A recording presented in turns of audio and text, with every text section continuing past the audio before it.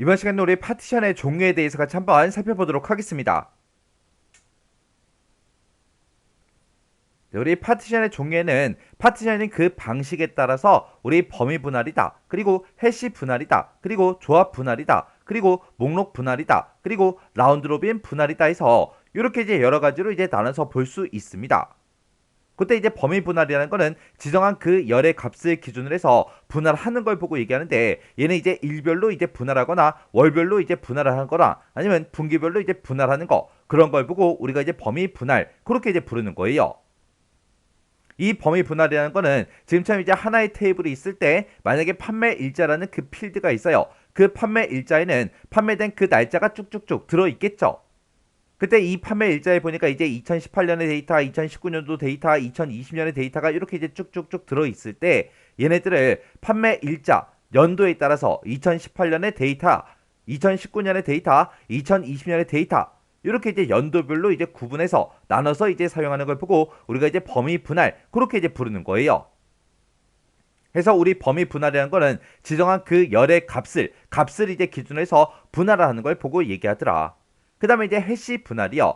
해시 분할이라는 거는 해시 함수라는 거를 적용을 시키는 겁니다. 자, 이게 뭔지 좀 보자고요. 자, 지금처럼 테이블이 하나가 있고 그 중에서 이제 판매 일자라는 그 필드가 있을 때 그 필드에 그때 각각 이제 판매 일자를 다 가지고 있겠죠. 그 판매 일자를 우리가 이제 해시 함수에 적용을 시키는 거예요. 그러면 그 함수가 이제 그 판매 일자를 가지고 이제 뭔가를 이제 계산하고 처리를 하겠죠.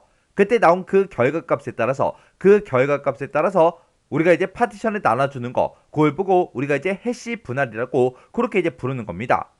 그러면 우리가 이제 범위 분할을 했을 때는 만약에 내가 쇼핑몰을 이제 운영을 하는데 2018년 6월달에 만약에 쇼핑몰을 이제 오픈했다고 생각해 보세요. 그러면 2018년의 데이터는 몇 개 안 될 거예요. 그리고 자리 잡는데 이제 시간이 어느 정도 걸리기 때문에 2019년도의 데이터도 별로 없을 겁니다. 그래서 이제 자리 잡고 2020년부터 이제 장사가 엄청나게 잘 됐어요. 그러면 우리가 이제 범위 분할로 이제 파티션을 했을 때 어디에는 이제 데이터가 많고 어디에는 데이터가 적고 그렇게 이제 되겠죠. 그런 이제 단점을 이제 보완해서 만들어 놓은 게 우리 해시 분할이에요. 그래서 우리 해시 분할이라는 거는 해시 함수라는 거를 적용을 시켜서 그 결과값에 따라서 데이터를 이제 분할하는 걸 보고 얘기하더라. 그때 이제 특정 파티션에 데이터가 집중이 되는 그런 범위 분할의 이제 단점을 이제 보완하기 위해서 만들어 놓은 게 우리 해시 분할인데, 이 해시 분할은 해시 함수의 이제 결과값에 따라서 데이터를 이제 분할하기 때문에 데이터가 이제 고르게 그렇게 이제 분산할 때 유용하게 사용되는 게 우리 해시 분할이요. 근데 이렇게 해시 분할로 우리가 이제 분할하게 되면 그때 특정 데이터를 찾고자 했을 때 그 특정 데이터가 어디에 있는지 판단할 수가 없습니다. 그래서 요 해시 분할이라는 거는 고객 번호가 됐든 주민 번호가 됐든 이런 이제 데이터가 고른 그런 컬럼에 효과적으로 이제 사용되는 게 우리 해시 분할이요. 고객 번호다, 주민 번호다. 그러면 이런 것들은 중복되는 데이터가 없죠.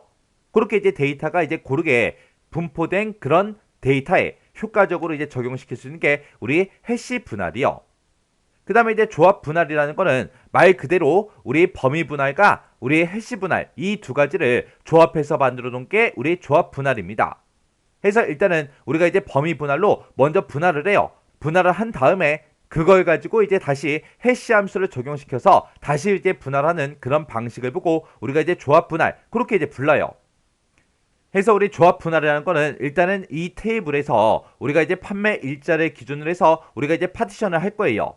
그때 이제 각각 연도별로 2018년의 데이터, 2019년의 데이터, 2020년의 데이터 하고 일단은 우리가 범위 분할로 먼저 분할을 한 다음에 그때 2018년의 데이터에 대해서 이제 다시 해시 함수를 이제 적용을 해서 다시 또 분할하는 거예요. 그리고 2019년의 데이터도 우리가 이제 해시 함수를 적용시켜서 또다시 이제 분할하고 2020년의 이런 데이터도 우리가 해시 함수를 적용시켜서 또다시 이제 해시 분할을 하는 걸 보고 우리가 조합 분할 그렇게 이제 부르는 겁니다.